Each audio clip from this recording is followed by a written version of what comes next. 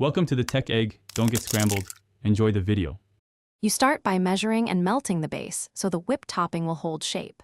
Place 200 g soy wax and 20 g stearic acid in a double boiler and heat to 75-80 degrees C.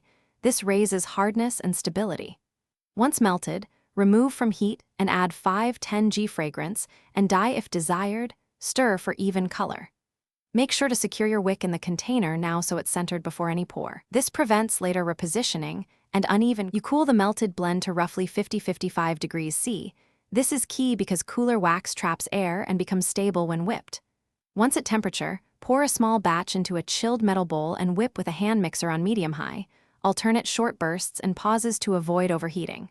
The mix should thicken to a pipeable whipped cream texture. If it's too runny, let it rest a few minutes.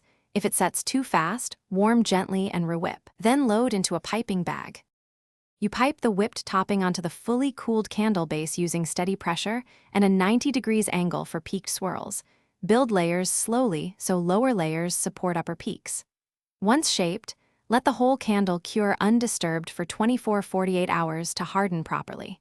Make sure to trim the wick to 6-8 mm before first burn. If the topping softens or weeps, chill the candle briefly and consider adding a small percentage more stearic next batch to increase firmness.